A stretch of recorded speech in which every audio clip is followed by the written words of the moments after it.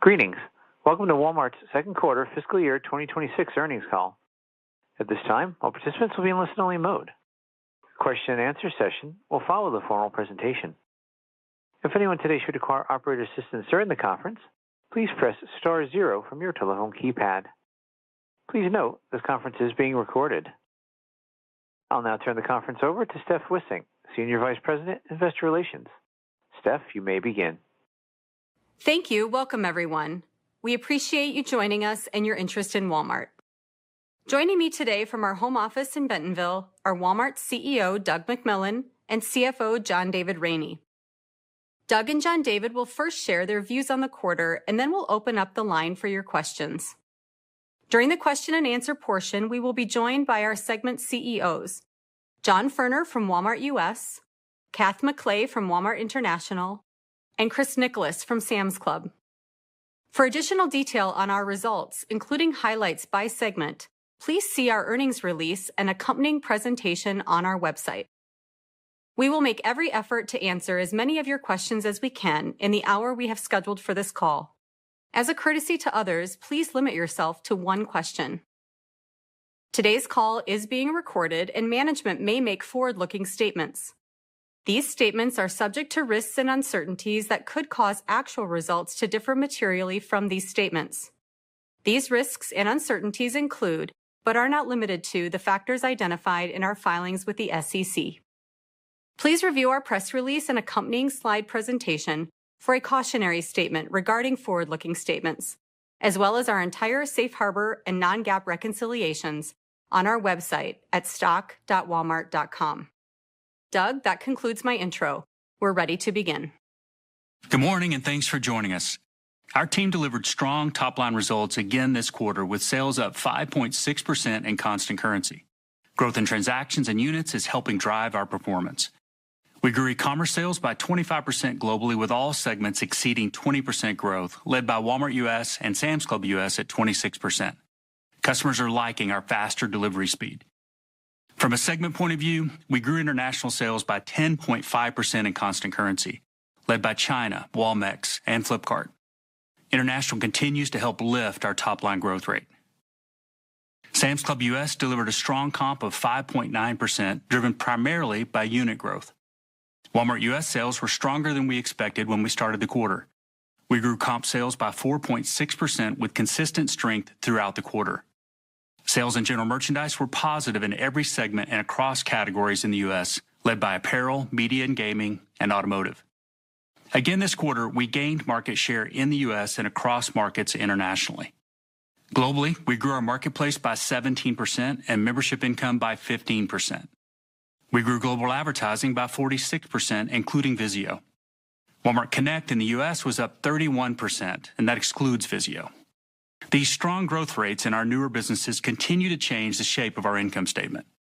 Looking at profit for the quarter, adjusted operating income grew 0.4% in constant currency. This is below what we expected going into the quarter as we absorbed a headwind of 560 basis points for the expenses related to general liability claims in the U.S. Our business was able to overcome the additional expenses and still deliver profit growth. The model we're building gives us more price and wage flexibility, and it also means we're better positioned when unusual items come our way.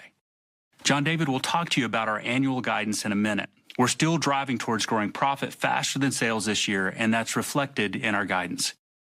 Importantly, the composition of our inventory is in good shape as we start the back half of the year. We're up 3.8% globally and up 2.2% in Walmart US. With regard to our U.S. pricing decisions, given tariff-related cost pressures, we're doing what we said we would do. We're keeping our prices as low as we can for as long as we can. Our merchants have been creative and acted with urgency to avoid what would have been additional pressure for our customers and members. They've done a terrific job managing pricing and mix across merchandise categories. They managed to generate rollbacks. They've made good quantity and flow decisions, and they've set us up well as we start the back half of the year. As it relates to what we're experiencing with customers and members here in the U.S., their behavior's been generally consistent. We aren't seeing dramatic shifts. The way things have played out so far, the impact of tariffs has been gradual enough that any behavioral adjustments by the customer have been somewhat muted. But as we replenish inventory at post-tariff price levels, We've continued to see our costs increase each week, which we expect will continue into the third and fourth quarters. Not surprisingly, we see more adjustments in middle and lower income households than we do with higher income households. In discretionary categories where item prices have gone up, we see a corresponding moderation in units at the item level as customers switch to other items or, in some cases, categories. As always, our customers are aware, smart, and value conscious. We have approximately 7,400 price rollbacks across our assortment, which is about 2,000 more than last quarter. Our rollback count in grocery was up 30% in the quarter compared to last year. Back to school is usually something of an indicator of how the holidays will go, and we feel good about how it went for us in terms of units and dollars sold and inventory sell-through at both Walmart and Sam's Club. Our top back-to-school items had a lower price than last year, and we offered a basket of everything students need for their first day of school for under $65. We had our Walmart U.S. store managers together last week for our holiday planning meeting where they got to see many of our new items and pricing for the upcoming season. We liked what we saw and heard, and we like our position for the back half of the year. We're expecting to have a good holiday season at Walmart. For a few quarters now, I've been commenting on our use of artificial intelligence. Our enthusiasm for how AI can help us serve customers and members better, improve the experience for our associates, and increase productivity continues to grow.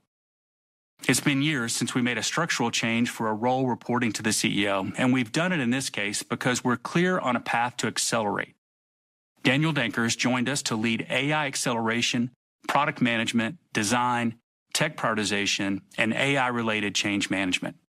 Daniel brings tremendous expertise and experience from places like Instacart and Uber. We also announced a new role reporting to Suresh Kumar, our Chief Technology Officer, that will focus on AI platforms. This role will help us increase innovation, speed, and productivity, own the AI platforms, and architect our intelligent system stack. We're building agents into the core of how we operate, including 4 super agents. There will be many agents that roll up to these super agents that our customers, associates, and other stakeholders experience. First is Sparky. Sparky's the customer-facing assistant you see smiling at the bottom of our app. Today, Sparky takes us from traditional search to intelligent AI-powered assistance. Sparky will develop agentic capabilities over time. Customers are giving us positive feedback, and we're excited about the roadmap ahead. As we improve and scale Sparky, we'll make it even smarter and more personalized. It'll be the primary digital vehicle for discovery, shopping, and for managing everything from reorders to returns. We see Sparky becoming an indispensable part of how people shop with us. The other super agents we're building include one for associates that'll bring everything into one place, from scheduling to sales data. One for our suppliers, sellers, and advertisers that they will use to manage things like onboarding, orders, and campaigns. And lastly, a developer agent built to scale innovation across the business by speeding up how we test, build, and launch new products. This is just the beginning of how we'll deploy AI over time.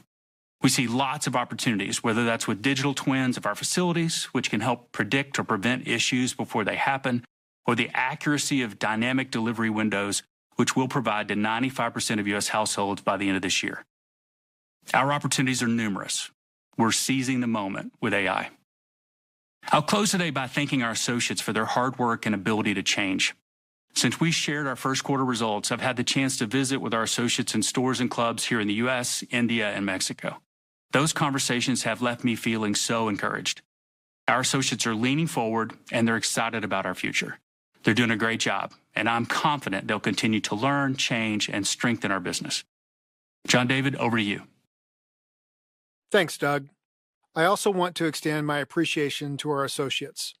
The setup going into this quarter was more challenging than normal, and they did a great job executing, focusing on what we could control by reinforcing price leadership, strengthening customer experience, and managing cost and inventory.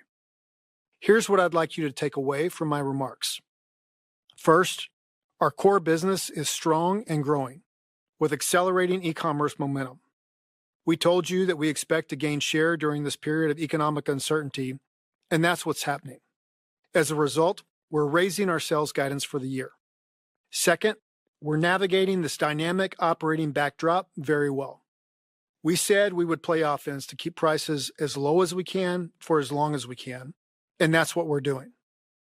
Third, growth in our higher margin businesses is contributing to our profit transformation, providing the financial flexibility to aggressively pursue share gains in the near term.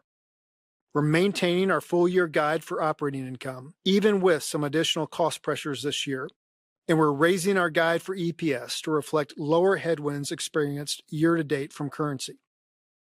And lastly, we're playing for the long term, balancing the pursuit of share gains while investing in our associates, in our supply chain automation, in stores and clubs, and in AI and technology. Now I'll get into the details of some of our performance. Consolidated Q2 revenue increased 5.6% in constant currency. These results were better than we expected, with each of our business segments delivering stronger sequential sales growth than in Q1. E-commerce was a big contributor, with sales up 25% year over year, driven by continued strong demand from customers for convenient and fast delivery, with order volumes increasing across our segments. Walmart U.S. top line outperformed our expectations as Q2 comps accelerated, even when facing a more difficult year-over-year comparison versus Q1. Comp sales grew 4.6%, reflecting ongoing share gains across key categories and all income cohorts, with upper-income households contributing the largest gains. Customers are responding as we lean into value with more rollbacks, while also providing the convenience they desire. We're encouraged by the improvement in general merchandise sales trends, which delivered a low single-digit positive comp in Q2, reflecting strength in fashion, media and gaming, and automotive categories. Walmart U.S. e-commerce sales grew 26%, stepping up from the low 20% growth range we delivered over the prior 4 quarters. All fulfillment channels increased, led by delivery from store, which was up almost 50%. Speed of delivery is important to customers, and we're continuing to get faster. Approximately 1/3 of deliveries from store in recent weeks were fast delivery, in 3 hours or less, reinforcing the value of our store network and driving speed. And 20% of those deliveries arrived to our customers in 30 minutes or less. Meanwhile, marketplace sales grew nearly 20%, with more sellers utilizing our fulfillment services. Approximately 44% of marketplace volumes flow through WFS, an increase of 250 basis points versus last year. International was once again growth accretive to the enterprise, with sales up more than 10% in constant currency, led by strength in China, Walmex, and Flipkart. We saw broad-based growth across product categories, and seasonal event sales were strong. Sales in China grew 30%, and Walmex grew over 6%. E-commerce growth was up more than 20%, with penetration approaching 27% of segment sales. Across markets, this momentum continued to be led by store-fulfilled pickup and delivery in 3P Marketplace. Sam's Club U.S. comp sales, ex-fuel, increased nearly 6%, with strong growth driven entirely by units sold. We delivered positive comps across all key product categories, including another quarter of growth in general merchandise. The quality and value of Members Mark products continue to resonate with members as sales penetration increased 140 basis points. E-commerce grew 26%, with club-fulfilled delivery representing nearly 50% of this increase, even while curbside pickup was up double digits. Members are finding more ways to shop the club in an omni way, and we're pleased to see unit growth accelerating, along with spend per member, frequency, and renewals, all driving Sam's Club U.S. results. Earlier this month, we opened a new club in Tempe, Arizona. It's the second club to feature a digital-first experience, leveraging the convenience and popularity of our Scan & Go app with members. Q2 consolidated gross margin increased 4 basis points on a reported basis and was up 9 basis points on an adjusted basis when excluding an $80 million one-time restructuring charge at Sam's. We saw improved business mix across our segments. In Walmart U.S., margins also reflected the benefits of strong inventory management, while merchandise category mix remains a headwind as sales growth in grocery and health and wellness outpaced general merchandise. In international, gross profit rate declined with continued pressure from channel and format mix, as well as strategic investments in price across markets and our quick commerce capabilities in India. As we indicated exiting Q1, our decision not to give Q2 operating income guidance was predicated on the dynamic cost of goods backdrop, principally to preserve flexibility to drive share and price leadership.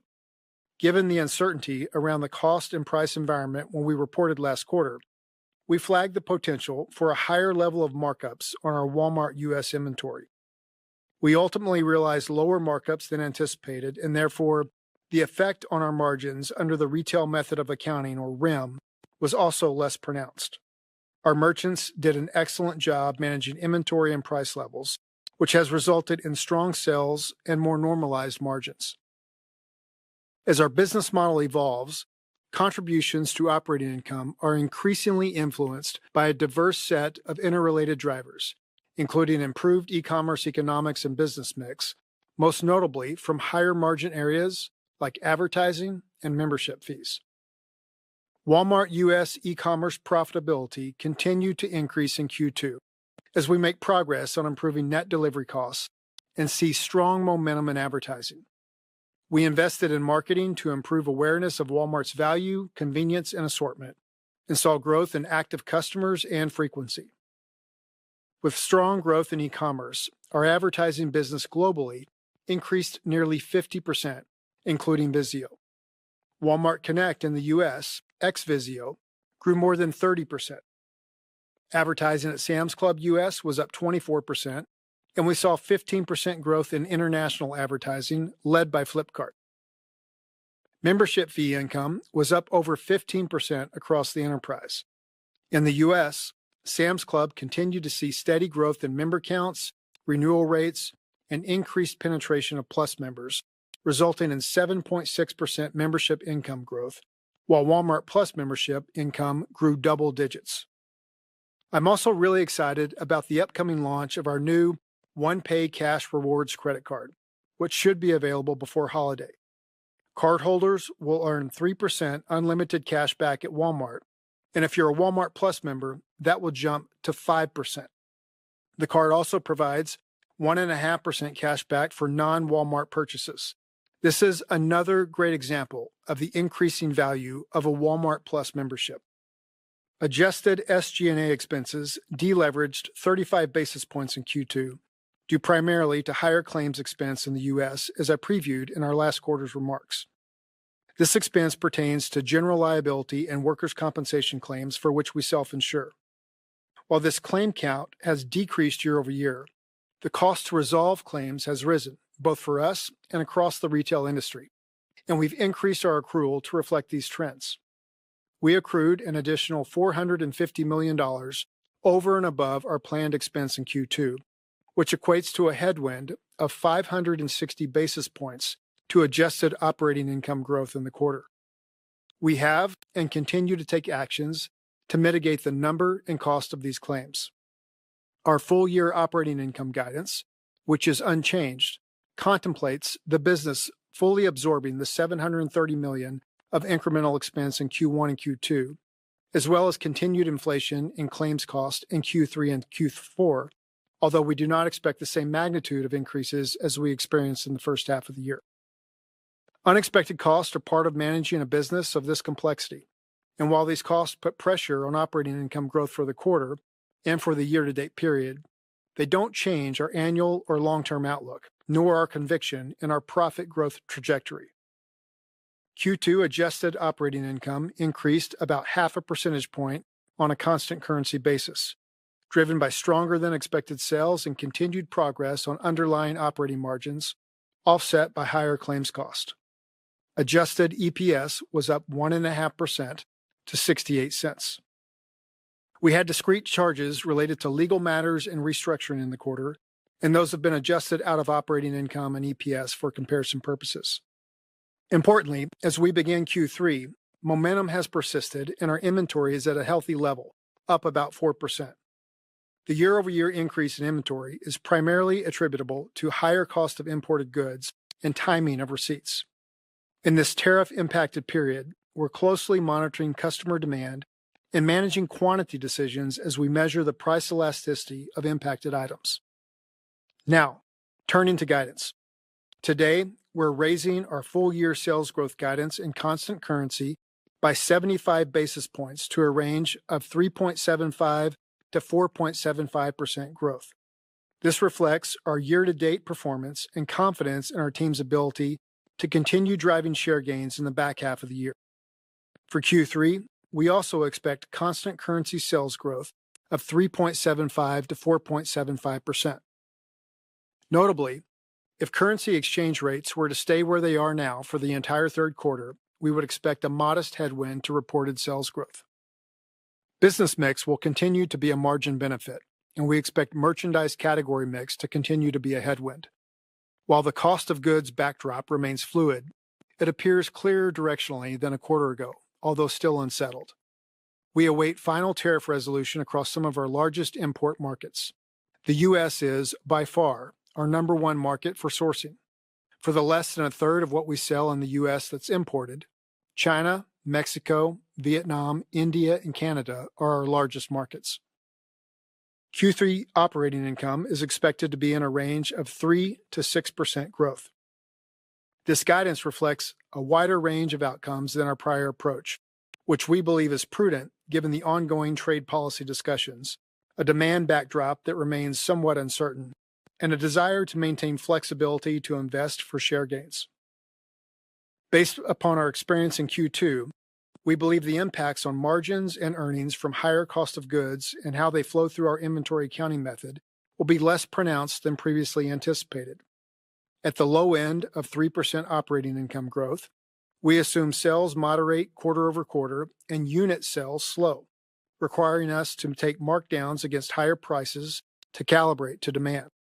At the upper bound of 6% OI growth, we assume customer and member behavior remains consistent with year-to-date observations, and our approach to pricing on a relative basis continues to drive share gains across channels while inventory turns remain healthy.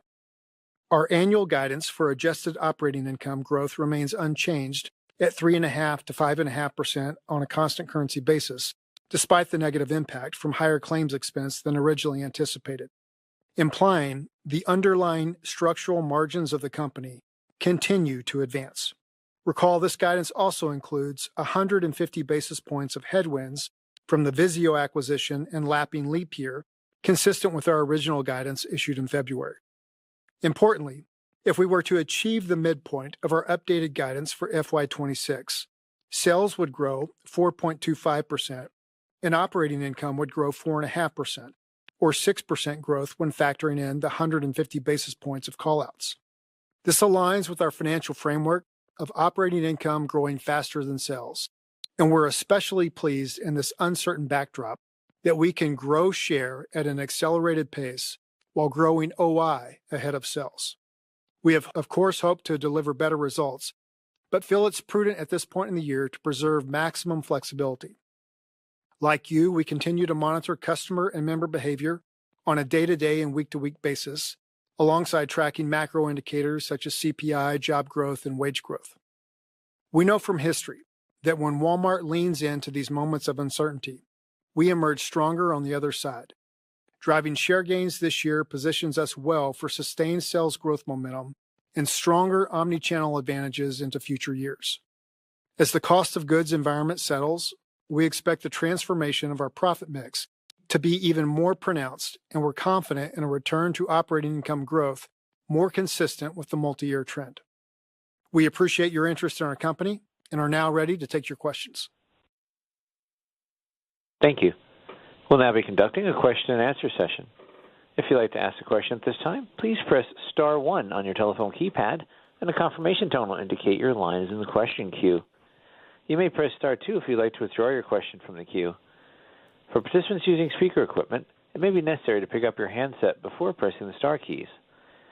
So that we may address questions to as many participants as possible, we ask that you please limit yourself to one question.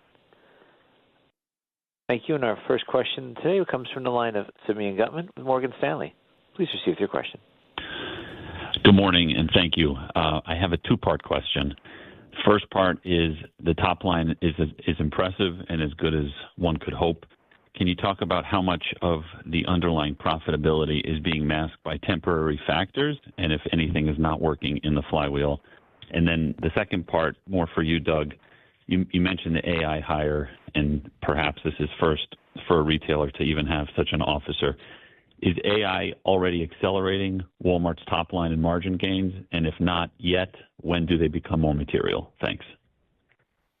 Hey, Simeon, this is Doug. I'll take the second question first. As it relates to AI, I don't think it's lifting our top line sales yet. I think this is very early days, but I am excited about the roadmap, as I mentioned. I think what lies ahead is really exciting for us, given how our assortment's grown and our capabilities today as it relates to tech. And Daniel's going to do a great job. Suresh and his team are doing a great job of laying out the architecture and the plan for us to drive sales. And maybe lastly, I'll just say that from a bias point of view, we're biased towards growth as it relates to AI.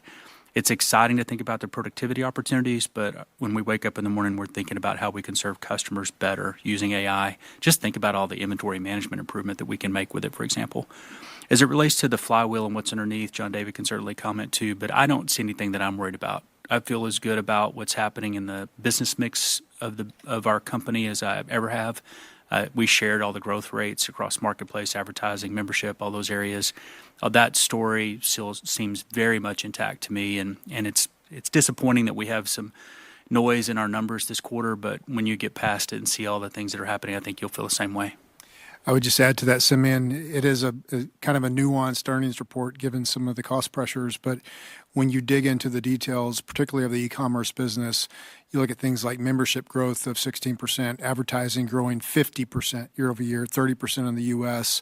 You can go line by line, and you can see why we're excited about the momentum in the business. We said that we're going to play offense, and we see that we're accelerating some of the share gains. Our business is strong, and we feel good about the back half of the year, particularly in light of what is still a rather uncertain environment. But I think we're positioned to win, and we feel good about how the business is performing. And you see that with the increase in guidance and the maintain and profit guidance, even despite what is roughly $750 million of cost pressure that was not anticipated when we gave that original guidance this year. Thank you. Our next question is from the line of Christopher Horvers with J.P. Morgan. Please proceed with your question. Thanks, and thanks for taking my question. So there was recent news about your largest competitor expanding grocery delivery. You know, it's a bit of an open mic question, but how do you think about the dynamics of this announcement? How does it change the advantage that you have given the convenience of stores and how local fresh is typically? And then on the other hand, does it necessitate faster investment on your side to remain competitive that perhaps affects that second P&L and, you know, the accelerating margin and cash flow dynamics over the next few years? Thank you. What goes through my mind is that, gosh, I've been doing this for a long time now, and competition just keeps getting better. So that's kind of factored into our plan. Like, what do we expect people to do? We expect them to get better, and the best will get stronger. So that means that we got to keep doing the same thing. And we know what our plan is, and we know what customers want, whether it's price or the growing assortment, the way that we improve the experience of shopping. You guys know that convenience has been driving our business for a while now, and I think that'll continue. So, I read just like you do what's happening at competition, but we stay focused on what's happening with the customer.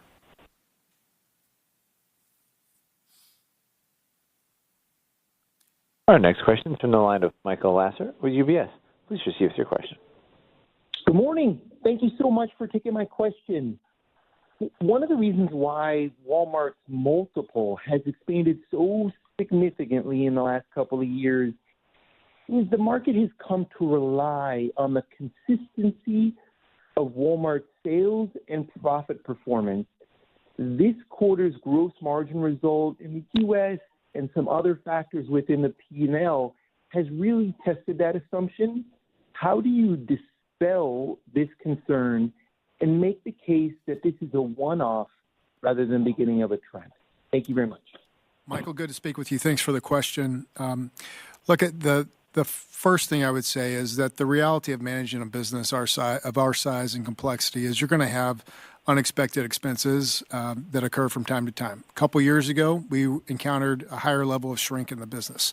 We demonstrated that we navigated that really well. I think we're going to demonstrate that we're navigating this current environment pretty well also. So I tend to not worry so much about quarter to quarter and look at the long-term trend. If you look at what we've done over the last 2 years, we've grown the top line 5 or 6% and profits at almost 10% over that period of time. And as I alluded to in my remarks, that's the way that we think about our multi-year trajectory that we're on. To suggest that we can do that every quarter it's not a reality given the complexities of our business. And I should pause on that for a second, because if you think about the backdrop that we're in right now, when we last released our earnings, we were roughly 3 weeks into this new tariff environment. I think I would argue very strongly that we've navigated that very well, both in terms of managing the impact on our financial statements, but also minimizing the impact to our customers and members. And so I would encourage people to look at the full year guide, which we raised our revenue guidance, and we're keeping our operating income guidance the same in the face of these higher costs. When you look at the fundamentals of our business and how we're gaining share with customers, how our value proposition is resonating more strongly than it ever has, I would argue, we feel really good about this. We've got a lot of conviction in our strategy and our plan, and we've got a team that's executing on that. Thank you very much, and good luck. Our next question is from the line of Rupesh Parikh with Oppenheimer. Please proceed with your question. Good morning, and thanks for taking my question. So I was hoping to focus on inventory. So inventory management continues to be strong. How are you feeling about the health of your inventory and in stocks as you enter the back half of the year, including in some of the more tariff-impacted categories? Hey, Rupesh. Good morning. It's John Furner. First, obviously, we're really proud of the team and the performance in the second quarter. As the quarter moved along, I would say the quarter was consistent with prior quarters, but what was in particularly helpful was the improvement in general merchandise as the quarter progressed. We had strength in GM really across the board, but in particular at the end of the quarter with some strong events led by our e-commerce business and marketplace. Our e-commerce business has accelerated. I'd say that's one difference in the quarter, the 26% growth rate, which compares to 20s in previous quarters.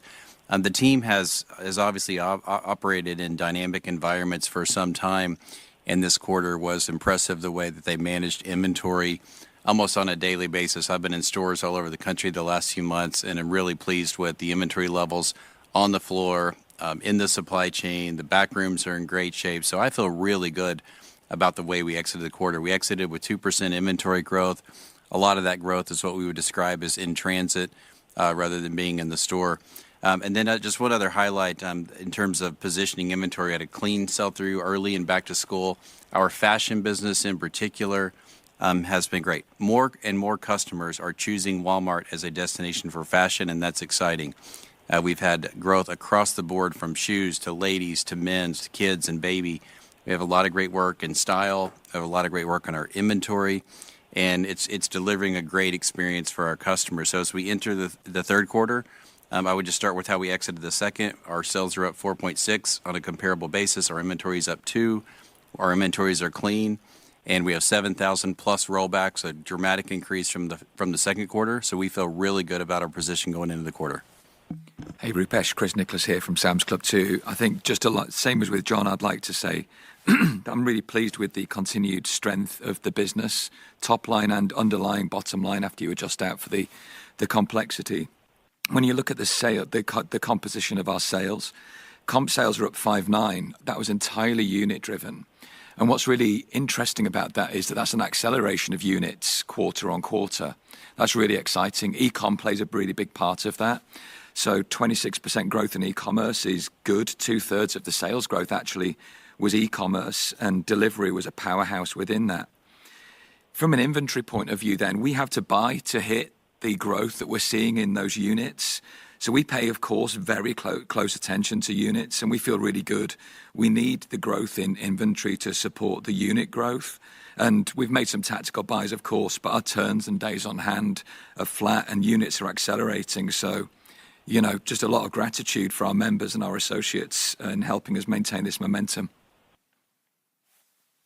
Great. Thank you for all the color. Our next question comes from the line of Seth Sigman with Barclays. Please proceed with your question. Hey, good morning, everyone. I was wondering if you could elaborate on the price changes that you started to make this quarter and the consumer response. Doug, I think you talked about maybe some elasticity at the item level that you were starting to see. And then how do we think about the general philosophy across categories? For example, I think it was notable that rollbacks in grocery being up 30% right now. Do you see opportunities to lean in on price, perhaps in certain categories, to, I guess, offset the inflationary pressure the consumer is seeing in other places? Thanks so much.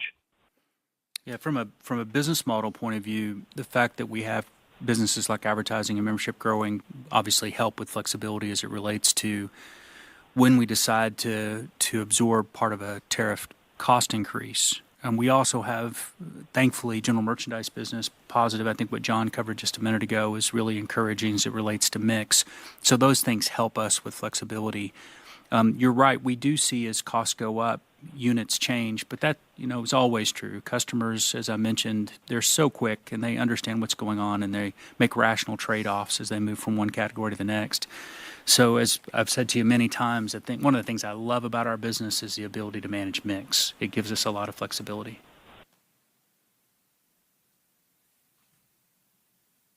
Thank you. The next question is from the line of Corey Tarlow with Jefferies. Please proceed with your question. Hi, good morning. Thank you for taking my question. I wanted to ask on your international strategy, if you could provide an update on the international portfolio, particularly Canada, India, and Mexico. What are the strategic priorities in those markets, and how are they fitting into the long-term growth algorithm? Thank you. Hey, Corey, it's Kath. Thank you for the question. And I do want to just start by appreciating our associates and everything they've done over this quarter. This quarter for us, Corey, was really one where we took the opportunity to lean into momentum as well as differentiating our capabilities. I'm going to talk about that and then that'll help you understand how we're thinking about Canada, Mexico, and India. This quarter, our e-com growth was up 22%. And as you kind of look at that, that's really being bolstered by both store fulfilled pickup and delivery and marketplace. If you look at our business in China, we opened 33 clouds, which now means that we have 455 clouds. And as you remember, over 50% of our sales in China is online initiated. So that's enabling us to be able to get to the customer in less than an hour. So seeing strength coming through that business. Then if you look at kind of India, we now have 300-minute FCs, which enables us to get to the customer in less than 15 minutes. And we have 60 MFCs for Myntra, which enables them to be able to get to the customer in under 30 minutes. So we're beginning to position ourselves to be able to really take advantage of this growth into the quick commerce channel, but to do it efficiently by ensuring that our third-party inventory is placed closer to the consumer. And then if I think about Mexico and Canada, we have talked previously about the fact that we're bringing global platforms, so the best of our tech to the markets. And over this quarter, we really focused on how do we bring our Walmart commerce platform to both Canada and to Mexico. And so in Canada, that is now up and launched. And in Mexico, that means that we're bringing a merged hallway so that so the customer can experience both 1P and 3P in a unified experience. As we've done that, we have increased our sellers this quarter by 75%, and we've increased the SKUs by 40 million. So a lot of work this quarter, particularly to reposition and make sure that we are investing in differentiating our capabilities across Mexico, Canada, India, and China to position ourselves for strength. If you look back at the last two investor conferences, we've talked about what the longer range plan looks like and how profitability is going to grow faster than sales and international. So not only are we getting top line help from international, but the bottom line will lift return on investment even more than the other segments. Great. Thank you so much. The next question is from the line of Kate McShane with Goldman Sachs. Please proceed with your question. Hi, good morning. Thanks for taking our question. We know Walmart's U.S. e-commerce profitability continued to increase in the quarter. driven by better net delivery costs and advertising. But could you comment on e-commerce profitability globally? And is there any quantification about or of how much it's contributing to operating income dollar growth in the quarter and what you expect for the year? Sure, Kate. Good to speak with you. Globally, we continue to make progress on our e-commerce business, and it's roughly as I described in the last quarter's earnings call, where we have a small profit in the SAM segment. The U.S. segment is continuing to add to their profits there. And the international segment operates at a loss, although it's a contribution margin positive operation, and we continue to see improvements there year over year. If you look at the most recent quarter, maybe one way to think about our e-commerce business, and maybe even more broadly, all the diversified new businesses that we have. For purposes of this, I'm going to exclude the incremental claims cost. I think that's probably a better way to look at this part of our business right now. But 50% of our incremental profit, excluding claims, was related to advertising, membership, and marketplace. And I'm even thinking back to Michael's question about the multiple of our business. I think of our earnings multiple as something that is a factor of both the growth of the business as well as the certainty of the business. And it's pretty rare to find a company of our size with a roughly $700 billion revenue base that is growing organically 5 to 6% each period. We're really pleased with what we're seeing there. And if you look at the contribution to that growth, it's primarily e-commerce. So this is fantastic. And what we realize is we have a set of assets that really plays to our hand here to be able to expand this offering to customers. The other part of that question on the multiple is, I talked about growth, but certainty, or maybe said differently, durability of our earnings stream. We are more than just a standard brick and mortar retail business. We have a much more diversified set of profit streams now that are both higher growing as well as higher margin. And I think that is reflected in our multiple. And so this has been kind of a challenging quarter. It's one of the reasons that we did not give guidance going into it, because we knew it could be a wide range of outcomes.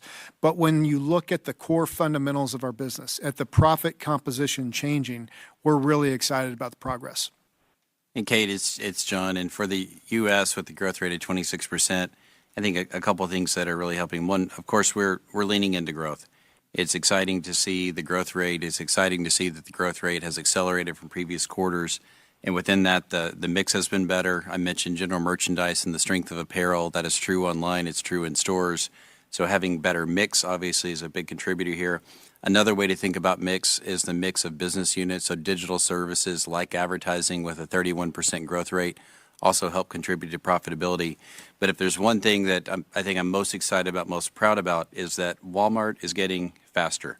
Our customers are responding to our delivery speeds. We see billions and billions of units at a high growth rate being delivered same day.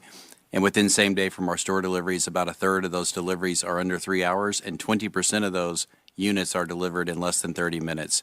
So I'm excited about what the team has done to lean into speed. We're now covering 93% of the country under 3 hours. We think that will be 95% by the end of the year. So our reach is getting better, our speed is improving, and customers love being able to deliver with speed. For a while now, we've described our business as being two P&Ls, the traditional store P&L and then the new digital P&L, which has got marketplace commissions, membership, advertising, all those kinds of things in it. And what we were pointing to is we think that the second P&L over time can be more profitable than the first P&L and lift the total. And I think what you're seeing now is what we've been seeing coming for a while. And I would add that that's global. Like the business model that we're talking about applies across countries, which gives us the opportunity to build tech more often that's common across markets, which gives us more leverage and more speed eventually. We're working hard on speed. So I am very excited about that. I think that the future, our long-range plan and the way this business model looks are really exciting. And then you layer on top of that what AI will do to help us kind of further those efforts, and it's really exciting. Our next question is from the line of Robbie Ohms with Bank of America. Please proceed with your question. Hey, good morning. Thanks for taking my question. I wanted to follow up or see if I could follow up and get you guys to talk a little bit more about gross margin scenarios in the back half. When you guys reported the first quarter, you said there was, some different potential scenarios. And one of them was that, maybe gross margin could be better, than expected in the second quarter because of, retail accounting method and timing of price increases and things like that. Now we're heading into the back half with more rollbacks. And, could you guys just talk about the sort of, do you guys have, I know it's still uncertain, but have you gained more certainty on what competitors are doing with price, or just, how your elasticities are telling you things that, that you're setting up well for the second half here on a gross margin standpoint? Yeah, Robbie, this is Doug. I think that's a key question, and you're probably going to be dissatisfied with our answer because we have to be flexible.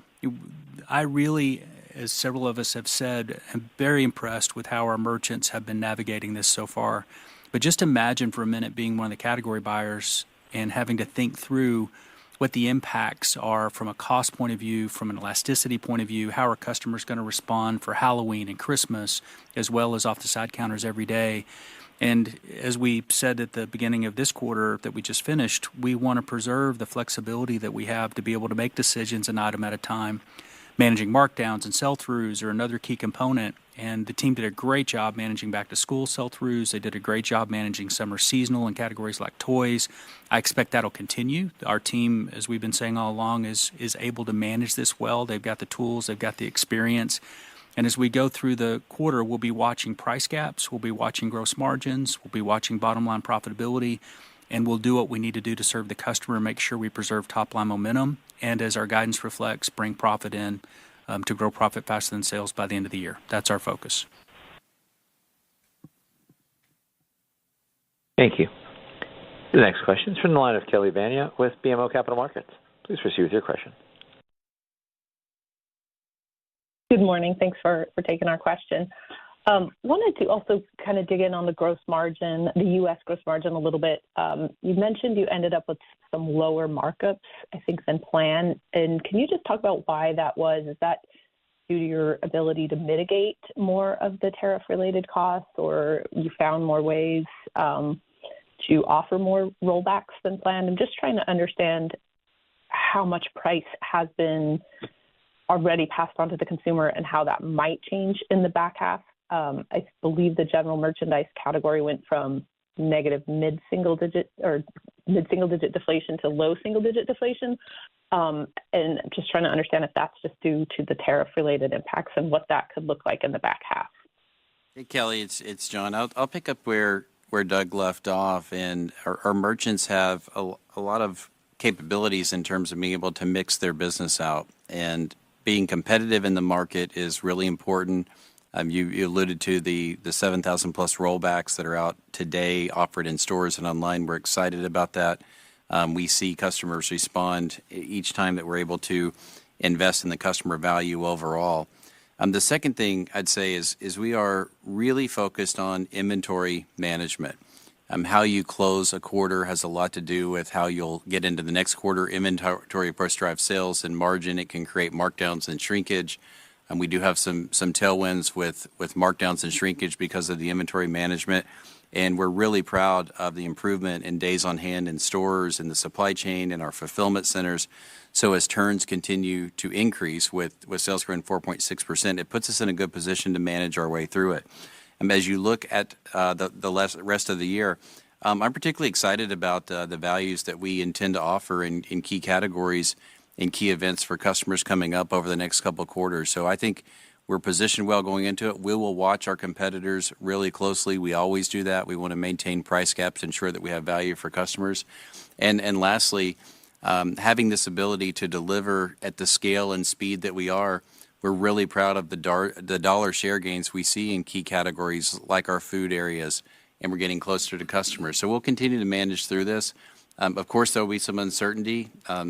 The environment is tending to move around like it has been over the last few quarters, but we have a team of people who are experienced and they'll be able to manage it. So pretty consistent quarter to quarter from a merchandise margin standpoint. I think you see that in the numbers, and that'll be our focus going forward. Thank you. The next question will be coming from the line of Oliver Chen with Cowen. TD Cowen, please proceed with your question.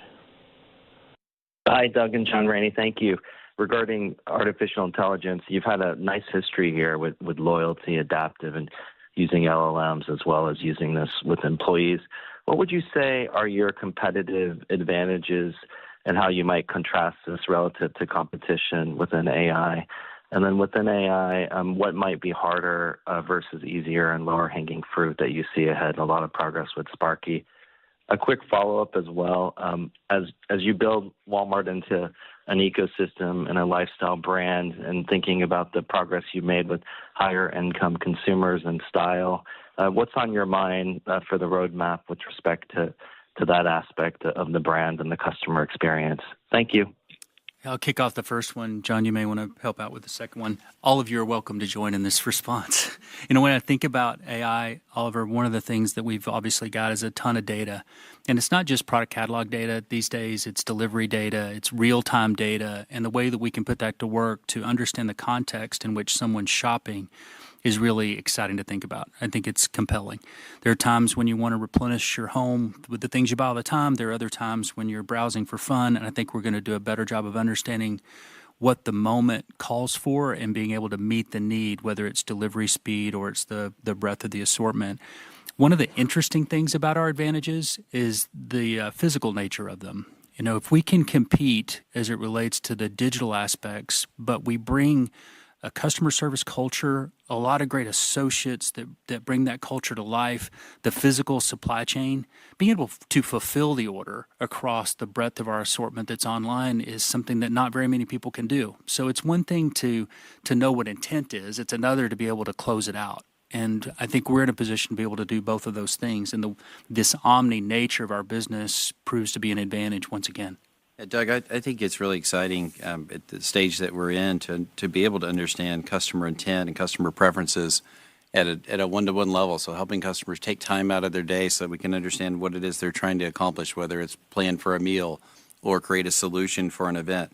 And then having memory to be able to help us anticipate what customers need. So if they want to stay in stock in their home, we'll be able to do that in ways that we haven't been able to before. I'm really excited about where Sparky is today. When we had our managers together last week, we talked about some of the things that Sparky will be able to do in the near future. And I think those are important developments as we look forward. So this will be an enabler for our customers. It's also an enabler for our associates, being able to help associates throughout the supply chain in the stores know what the next best action to take is will be particularly helpful when it comes to serving customers, managing inventory, and preparing ourselves for the next couple of quarters. I feel really good about all of that as it pertains to Sam's Club too. The one thing I'd add with Sam's Club is I'm really excited about the level of digital engagement we're seeing in our clubs.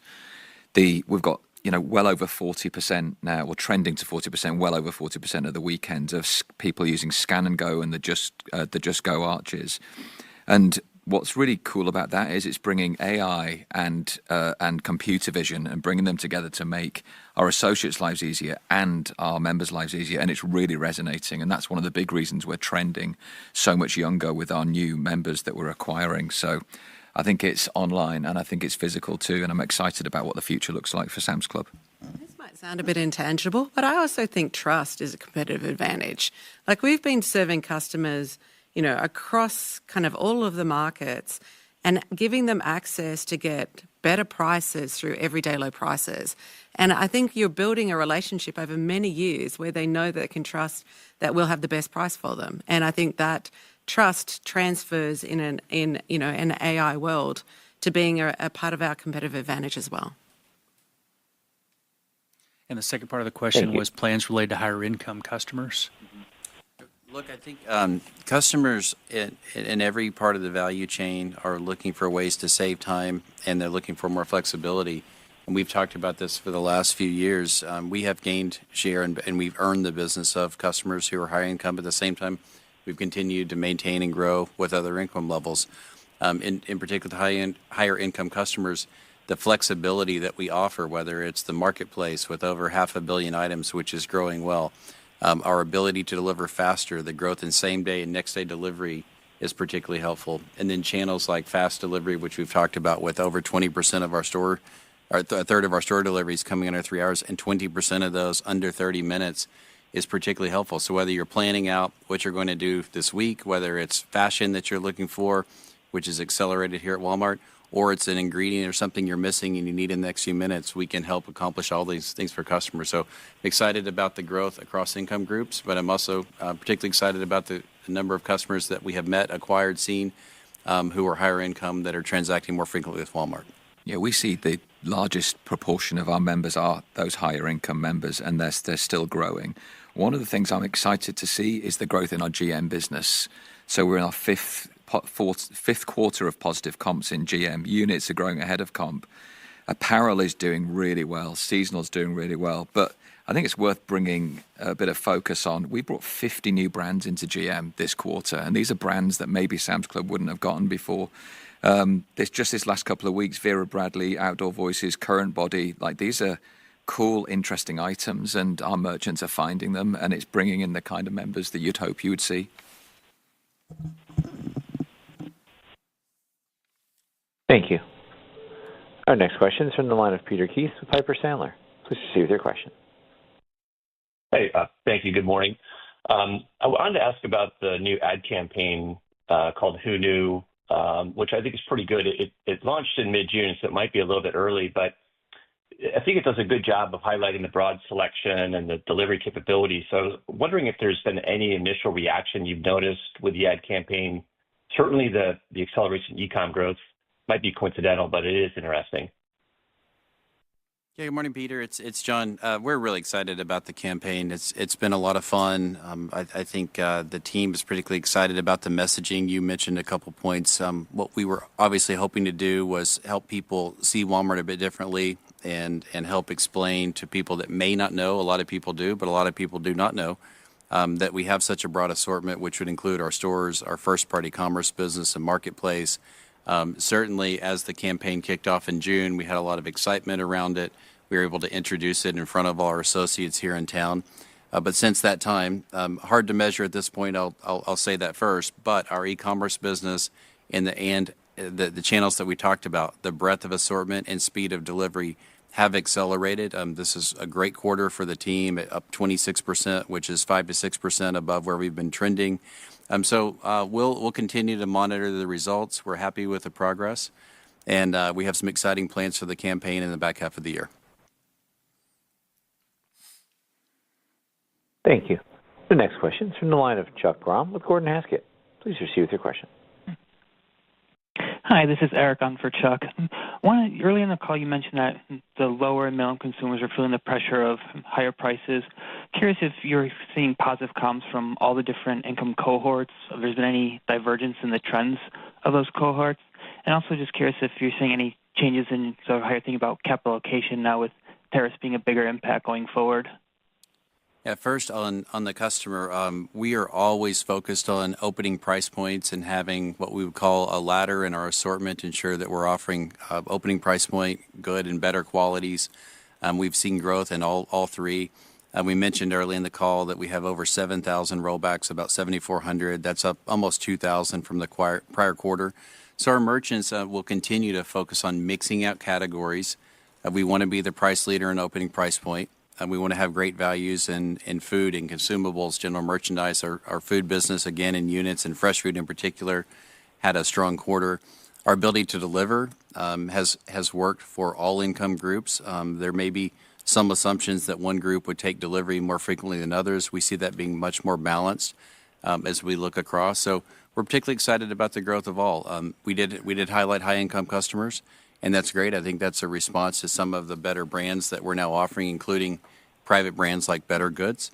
But it's been pretty balanced, and look forward to serving customers at all income levels as we look ahead. On capital allocation, I think we're very fortunate to be a company that has so many opportunities to invest a dollar for high returns. As I've said before, though, every dollar has to compete for that highest return. And I think we're fortunate to have opportunities to invest in ourselves and things like technology, AI, supply chain automation to drive returns, in some cases in the 20% range. But we also, because we generate a fair amount of free cash flow, we have an opportunity to be balanced there. And in the most recent quarter, we also were aggressive in buying back more stock. Year to date, we've bought back over $6 billion of our shares, and that's 50% more than we did all of last year. And so as the market dislocated a little bit with some of the concerns around tariffs earlier in the year, we were more aggressive, and we'll continue to be aggressive buyers of our stock when we see prices dislocate because of all the things that you've heard today. We have a lot of conviction in our plan. We like where we're going. We like our strategy, and we believe that that's going to generate returns well in excess of what we've done historically. Thank you. Our final question will be from the line of Joe Feldman with Telsey Advisory Group. Please proceed with your question. Yeah. Hi, guys. Thanks for taking the question.